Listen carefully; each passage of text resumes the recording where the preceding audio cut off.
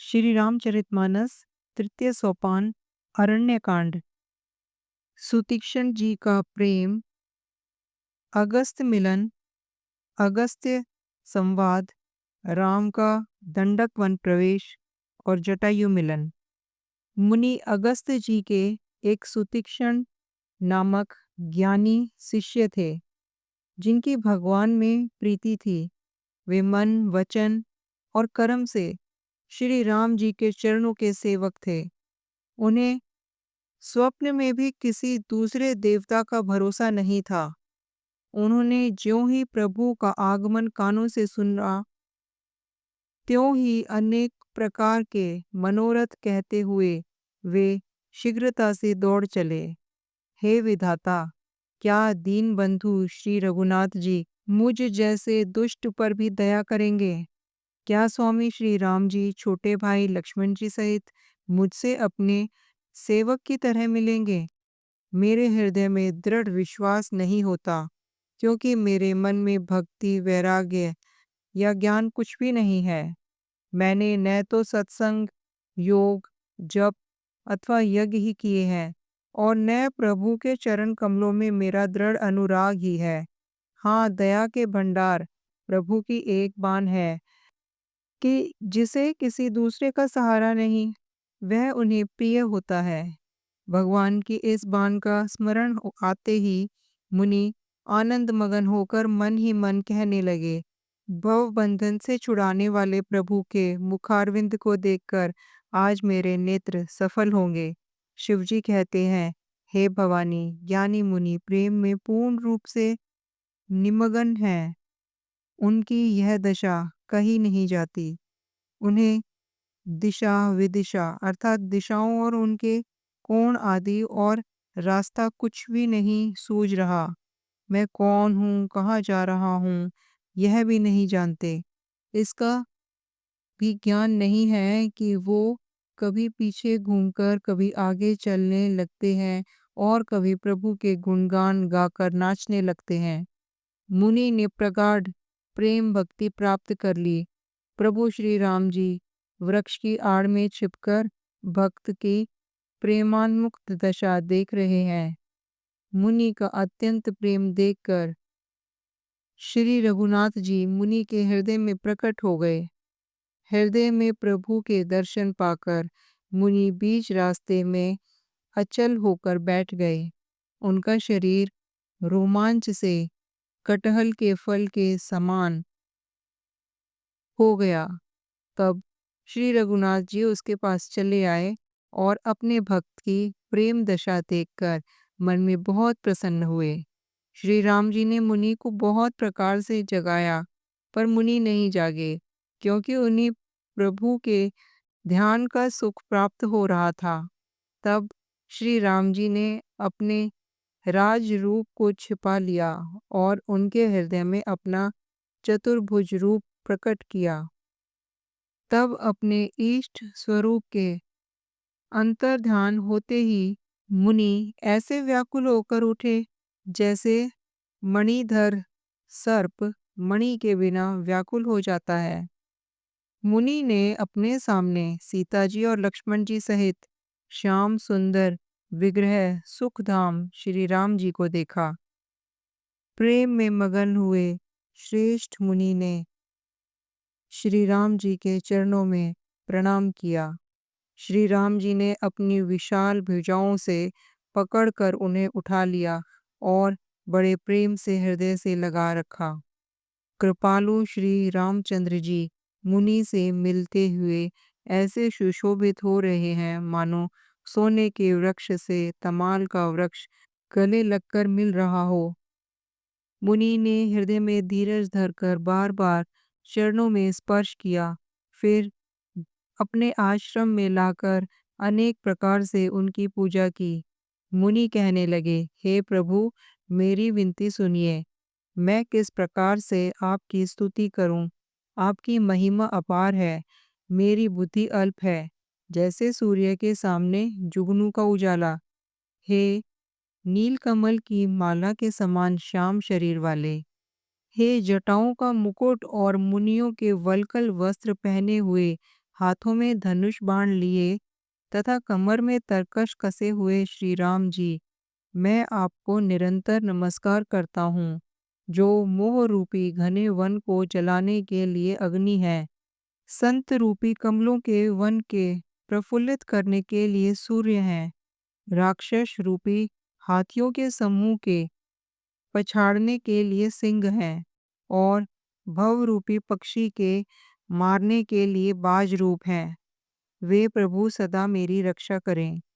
हे लाल कमल के समान नेत्र और सुंदर वेश वाले, सीता जी के नेत्र रूपी चकोर के चंद्रमा, शिवजी के हृदय रूपी मानसरोवर के बालहंस, विशाल हृदय और भुजा वाले श्री रामचंद्र जी, मैं आपको नमस्कार करता हूँ, जो संशय रूपी सर्प को ग्रसने के लिए गरुड़ है, अत्यंत कठोर तर्क से उत्पन्न होने वाले विषाद का नाश करने वाले हैं, आवागमन को मिटाने वाले और देवताओं के समूह को आनंद देने वाले हैं। वे कृपा के समूह श्री रामचंद्र जी सदा हमारी रक्षा करें।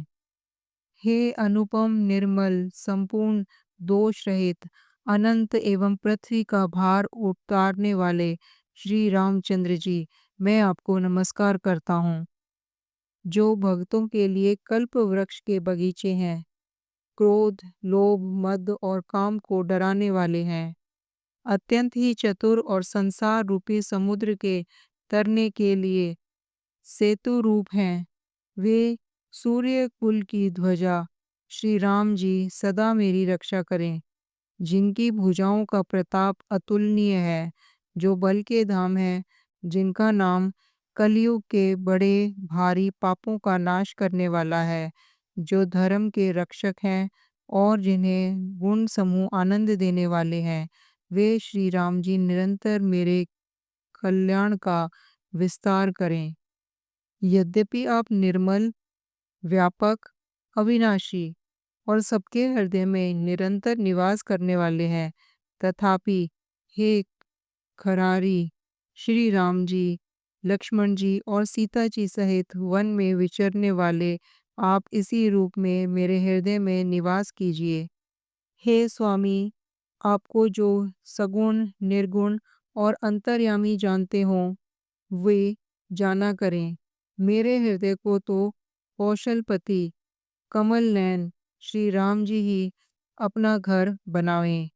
ऐसा अभिमान भूल कर भी न छूटे कि मैं सेवक हूँ और आप श्री रघुनाथ जी मेरे स्वामी हैं।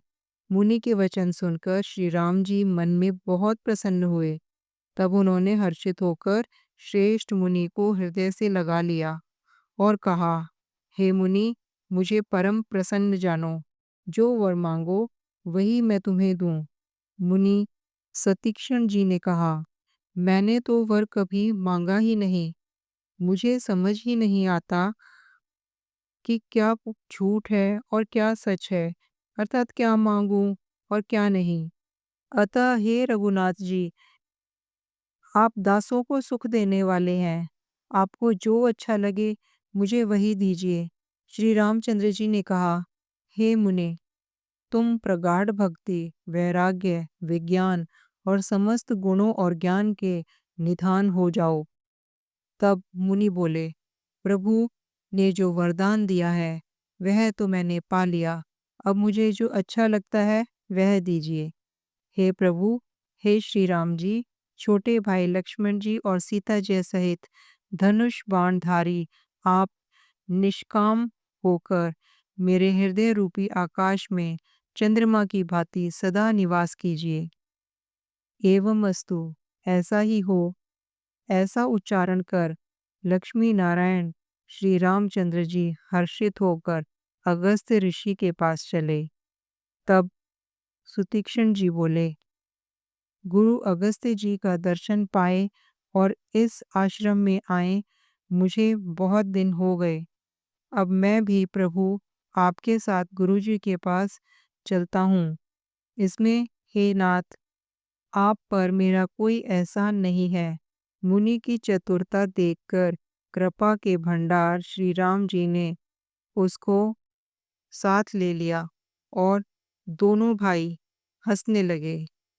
रास्ते में अपनी अनुपम भक्ति का वर्णन करते हुए देवताओं के राज राजेश्वर श्री राम जी अगस्त्य मुनि के आश्रम पर चले। सुतीक्षण तुरंत ही गुरु अगस्त्य जी के पास गए और दंडवत करके ऐसा कहने लगे, हे नाथ, अयोध्या के राजा, दशरथ जी के कुमार, जगदाधर श्री रामचंद्र जी छोटे भाई लक्ष्मण जी और सीता जी सहित आपसे मिलने आए हैं, जिनका हे देव आप रात दिन जाप करते रहते हैं। यह सुनते ही अगस्त्य जी तुरंत ही उठ दौड़े। भगवान को देखते ही उनके नेत्रों में आनंद और प्रेम के आंसुओं का जल भर आया। दोनों भाई मुनि के चरण कमलों पर गिर पड़े। ऋषि ने उठाकर बड़े प्रेम से उन्हें हृदय से लगा लिया। ज्ञानी मुनि ने आदरपूर्वक कुशल पूछकर उनको लाकर श्रेष्ठ आसन पर बैठाया। फिर बहुत प्रकार से प्रभु की पूजा करके कहा, मेरे समान भाग्यवान आज दूसरा कोई नहीं है। वहां जहां तक जितने भी अन्य मुनिगण थे, सभी आनंद कंद श्री राम जी के दर्शन करके हर्षित हो गए। मुनियों के समूह में श्री रामचंद्र जी सबकी ओर सम्मुख होकर बैठे हैं, अर्थात प्रत्येक मुनि को श्री राम जी अपने ही सामने मुख करके बैठे दिखाई देते हैं और सब मुनि टकटकी लगाए उनके मुख को देख रहे हैं। तब श्री रामचंद्र जी ने मुनि से कहा, हे प्रभु, आपसे तो कुछ छिपावा नहीं है। मैं जिस कारण से आया हूँ वह आप जानते ही हैं। इसी से हे तात, मैंने आपसे समझाकर कुछ नहीं कहा।